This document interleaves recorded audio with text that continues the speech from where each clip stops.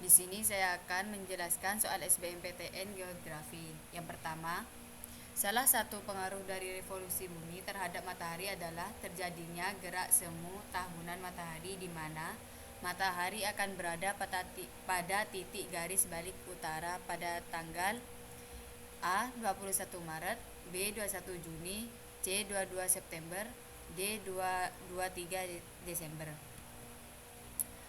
Jawabannya itu B.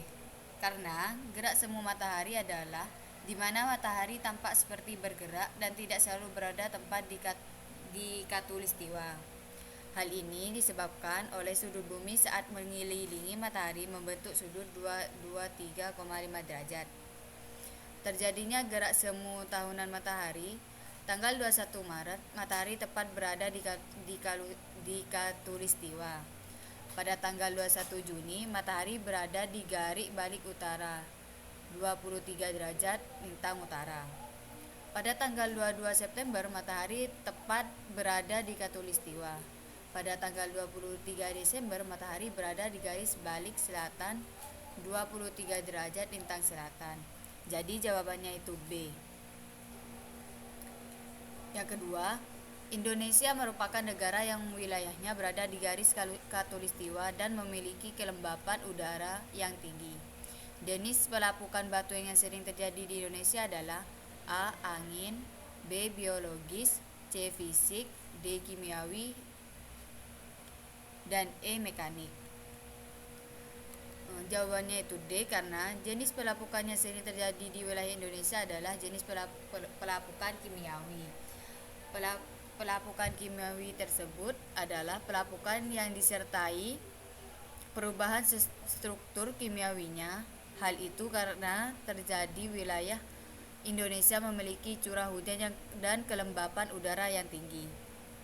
Pelapukan kimia sangat dipengaruhi oleh suhu hujan dan juga kelembapan udara di sekitar material batuan.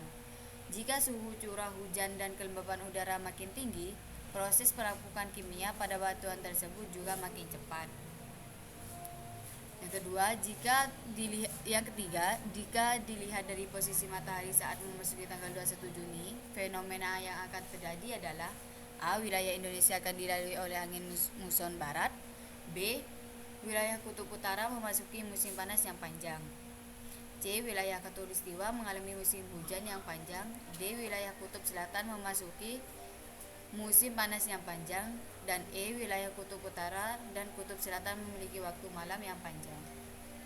Jawabannya itu B, karena gerak semu tahunan matahari dan pergerakan semu matahari yang seolah-olah bergerak dari utara ke selatan dan kembali ke utara setiap tahunnya sebagai dampak dari revolusi bumi.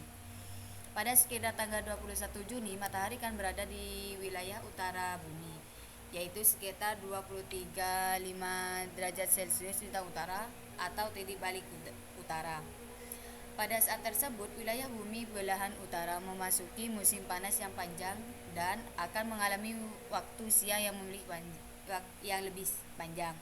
Sedangkan wilayah bumi belahan selatan akan mengalami musim dingin dengan waktu malam yang panjang.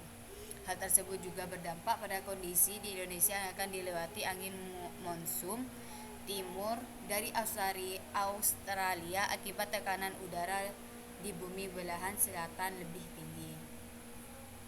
Yang ketiga, vegetasi prair terdapat di daerah lintang sedang dengan iklim Mediterania sebab curah hujan dan besaran tingkat penguapan seimbang.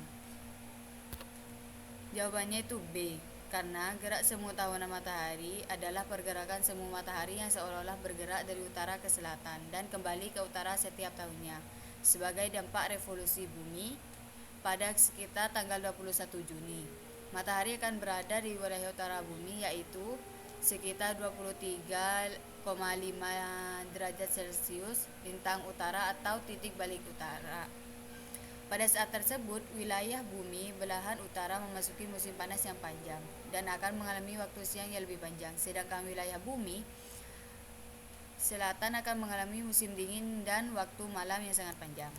Hal tersebut juga berdampak pada kondisi di Indonesia yang akan dilewati angin monsun timur dari utara.